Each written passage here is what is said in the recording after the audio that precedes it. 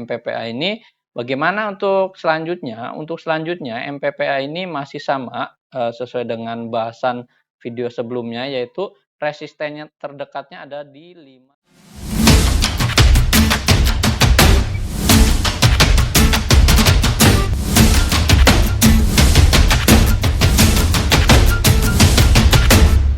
Hai, Easy to Invest. Kembali lagi bersama saya Dento dalam Akademik Saham. Ya, pada kesempatan kali ini kita akan mengupdate emiten-emiten kembali teman-teman dari analisis teknikal. Nah, namun sebelum update, bagi teman-teman yang baru hadir dalam channel ini, selamat datang dan mohon dukungannya dengan cara subscribe, like, dan komen agar teman-teman juga dapat mendapatkan update informasi terbaru mengenai pasar modal, terutama dalam analisis-analisis sahamnya. Baik, yang pertama kita akan menganalisis dari IHSG terlebih dahulu atau komposit. Ya, teman-teman, untuk hari ini IHSG pada penutupan hari ini ditutup terkoreksi akibat adanya tekanan jual asing yang masih terus berjalan. Nah, sedangkan untuk mayoritas dari bursa Asia lainnya ini berada di zona hijau setelah beberapa hari ini bergerak negatif akibat banyaknya sentimen negatif yang ada di global. Nah, kita tahu teman-teman di sini adanya sentimen dari COVID-19 dari varian baru ini mengakibatkan beberapa investor ini kabur dari pasar modal, terutama bagi investor asing sendiri, teman-teman. Namun teman-teman, kita lihat di sini, jangan khawatir, untuk IHSG sendiri ini saat ini masih berada di area support terkuatnya ya teman-teman, atau di dekat area support terkuatnya, yaitu di sini dari kita tarik garis Fibonacci di sini berada di 0,618, yaitu angkanya ada di 6480 sampai 6490 ya, atau 6500 teman-teman untuk IHSG sendiri. Jadi untuk IHSG ini masih berada di area supportnya teman-teman, atau memang saat ini dia masih di titik ya support terkuatnya. Nah, bagaimana untuk pergerakan dari IHSG sendiri sebenarnya? Nah, jadi kalau kita tarik garis path-nya di sini, semoga di sini untuk perdagangan berikutnya dia masih mantul juga ya teman-teman. Namun memang saat ini sebenarnya untuk IHSG sendiri adalah bergerak di zona sideways ya teman-teman. Dia kembali di zona sideways-nya, dan di sini dia harus melewati dulu dari garis MA20-nya. Nah, ini di sini ada MA20. Nah, ini harus ditembus terlebih dahulu. Nah, jadi nanti untuk IHSG ini masih bergeraknya untuk cenderung sideways juga. Nah, ini adalah analisis untuk IHSG sendiri. Nah, untuk akhir tahun bagaimana pandangannya dari window dressing maupun Santa Claus Rally ini, yaitu untuk IHSG sendiri semoga di bulan Desember itu bisa naik juga ya teman-teman, karena memang dalam posisi 10 tahun terakhir ini untuk IHSG sendiri di akhir tahun atau pada bulan Desember itu biasanya ditutup menghijau juga. Nah, ini adalah analisis untuk IHSG. Berikutnya kita akan menganalisis dari emitennya atau dari sahamnya. Nah, yang pertama kita akan menganalisis dari Adaro sendiri atau Adro ya.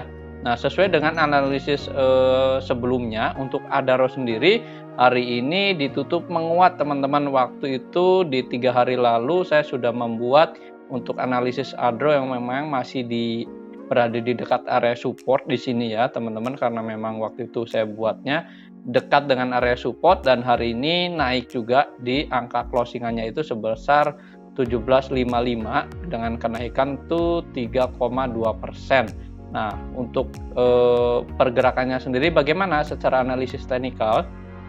Nah, untuk Adaro sendiri memang hari ini berusaha keluar dari area resist atau uji resisten di area 1739, dan di sini dia coba menembus juga ya ini, dan ternyata dia berhasil juga ditembus di area resisten di sini. Nah, bagaimana selanjutnya untuk Adaro sendiri? Ada supportnya teman-teman di area sini, ini sebagai support di 1730. Ini adalah area support untuk Adaro sendiri, jadi teman-teman boleh naikkan supportnya untuk Adaro sendiri. Nah, jika memang dia berhasil breakout di area sini, maka dia bisa berpotensi naik sampai 1800 untuk Adaro sendiri. Jadi bagi teman-teman yang memang belum punya, boleh hold untuk saham Adaro sendiri, dan bagi teman-teman yang memang belum punya, jangan kejar dulu untuk Adaro ya, tunggu sampai dia mengalami retracement atau mengalami koreksiannya untuk Adaro sendiri. Nah, ini adalah analisis untuk saham Adaro. Nah, berikutnya kita akan menganalisis saham lainnya, yaitu ada saham BBRI. Ya, BBRI. Oke, baik, di sini untuk BBRI memang hari ini pergerakannya ditutup melemah juga teman-teman sebesar 0,2%. Sesuai dengan IHSG juga ditutup melemah juga, karena memang dari saham-saham banking terutama ini adalah penggerak untuk IHSG sendiri. Jadi wajar juga ketika banking besar dia terkoreksi, maka untuk IHSG juga mengalami koreksiannya. Nah, di sini untuk IHSG ini, untuk BBRI di sini memang dia tutupan closingannya ada di area 4080 dan ini cenderung kurang bagus juga untuk BBRI. Namun secara fundamental sebenarnya masih cukup kuat untuk BBRI sendiri, karena memang tidak ada gangguan secara fundamental bagi BBRI sendiri. Namun secara teknikal seperti ini. Nah, teman-teman bisa koleksi untuk BBRI sendiri sampai menjelang awal tahun atau di window dressing maupun Januari efek juga. Nah, ini boleh teman-teman koleksi untuk saham BBRI untuk buy secara long investing juga ya untuk BBRI. Ini kesempatan buy untuk saham-saham big cap seperti ini. Nah, untuk resistennya dia sampai mana? Untuk resistennya saat ini BBRI dia bergerak resisten terdekatnya di area sini 4.300 sebagai resisten terdekatnya, yaitu untuk BBRI di area 4.300-an ya. Ini teman-teman boleh catat ini sebagai resisten pendeknya, dan resisten panjangnya sendiri ada di 4460. Ini sebagai resisten panjang untuk saham BBRI. Nah, berikutnya kita akan menganalisis saham lainnya, yaitu dari saham Akra. Ya, Akra hari ini bergerak naik teman-teman, yaitu sebesar 5,5%. Dan kenapa hari ini naik? Karena memang adanya sentimen dari Sri Kehati, yaitu indeks. Dalam hal ini Akra ini masuk ke dalam indeks Sri Kehati, makanya dia hari ini terdampak cukup positif juga naiknya, yaitu sebesar 5,5% dan closingannya ada di angka 4190. Ini untuk Akra sendiri. Nah, bagaimana pergerakannya? Untuk resistennya ada di 4470. Ini sebagai resisten terdekat dari Akra. Kemudian resisten panjangnya ada di 4720. Ini sebagai resisten panjangnya. Dan untuk supportnya ada di mana? Untuk supportnya sendiri ada di area 4150 sampai 4137 ya. Ini sebagai area support untuk Akra sendiri. Jadi teman-teman boleh watchlist juga untuk besok. Jika memang besok masih volume tinggi, teman-teman boleh mencicil buy juga, atau memang menunggu koreksian ada di 4137-nya atau 400 ya. Ini sebagai area supportnya untuk Akra sendiri. Nah, berikutnya kita akan menganalisis saham lainnya, yaitu ada saham MPPA ya. Sesuai dengan hari ini, yaitu dari analisis hari lalu saya sudah membahas untuk MPPA sendiri. Hari ini naik juga teman-teman sebesar 15,8% untuk MPPA. Ini closingannya sebenarnya naiknya ini lebih dari 15% ya, karena memang dia ada shadow-nya di sini. Jadi untuk MPPA sendiri, kenapa dia naik? Karena memang ada sentimen dari right issue juga, yaitu right issue-nya di harga kurang lebih 700-an ya. Ini jadi dampaknya juga positif juga sebenarnya, karena memang lebih besar dari harga sahamnya.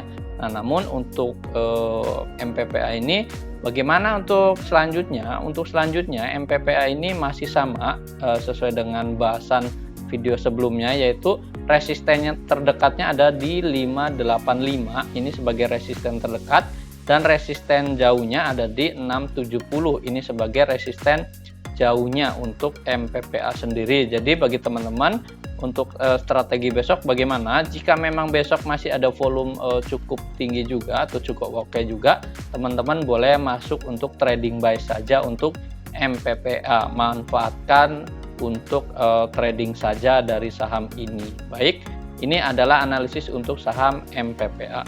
Nah, berikutnya kita akan menganalisis dari saham ICBP.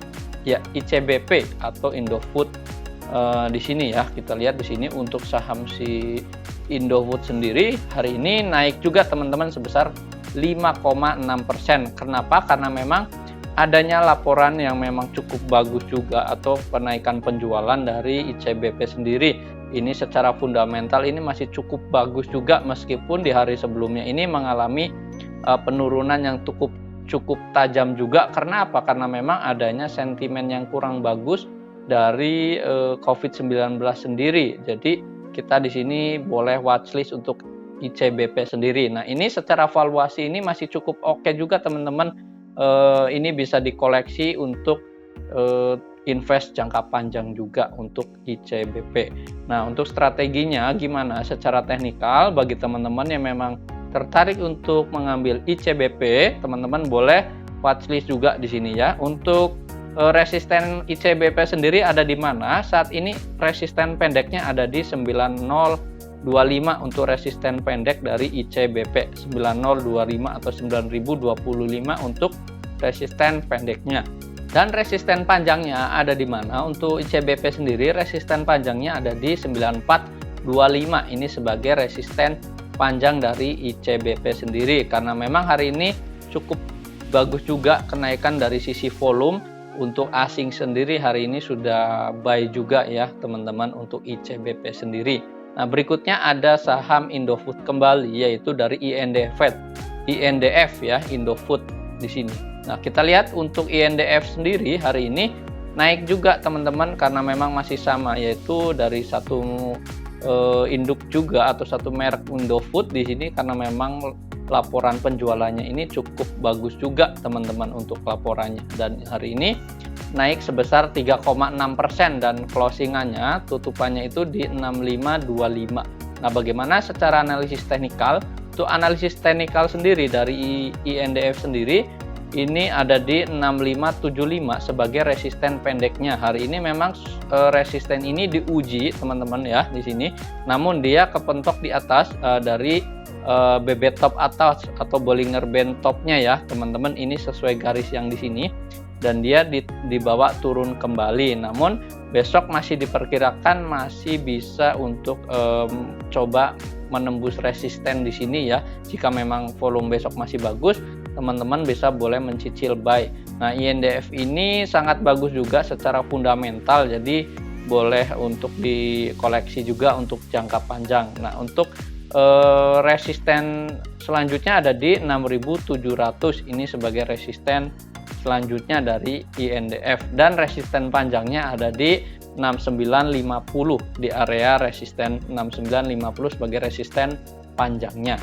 Nah, ini adalah analisis untuk saham INDF. Berikutnya kita akan menganalisis dari saham Bevin ya teman-teman. Ya, untuk Bevin sendiri hari ini memang tutupan minus sebesar 2,1%. Namun ini cukup di watchlist juga teman-teman untuk Bevin karena memang sudah masuk dalam indeks MSCI sendiri. Jadi untuk trading buy ini dekat dengan area support. Jadi bagi teman-teman yang memang ingin trading buy untuk Bevin boleh-boleh saja di sini. Dan support terdekatnya ada di area 940. Ini sebagai support terdekat untuk saham Bevin, dan hari ini sebenarnya ini ada ekornya yang memang hari ini sebenarnya mengalami penurunan, namun adanya daya beli yang cukup masif juga, maka dia akan tertarik ke atas dan ini mencoba untuk keluar dari area supportnya di sini, dan dia berhasil juga support di 940 ini. Nah, untuk selanjutnya bagaimana? Untuk selanjutnya jika memang besok adanya rebound ya, adanya pantulan candle hijau, teman-teman boleh manfaatkan untuk trading buy juga untuk Bevin. Nah, sebagai resistennya ini ada di area 1000 ya teman-teman untuk Bevin sendiri. Ini 1000 untuk resisten pertama, dan resisten tingginya itu ada di area 1090 sampai 1080. Ini untuk resisten tingginya dari Bevin sendiri. Jadi teman-teman boleh watchlist untuk saham Bevin ini. Baik, berikutnya kita akan menganalisis dari saham lainnya, yaitu ada saham SWAT. Nah, ini SWAT ini adalah saham gorengan juga ya teman-teman, jadi cocok hanya untuk trading buy saja. dan hari ini dia naik arah yaitu sebesar 34,5% ya teman-teman.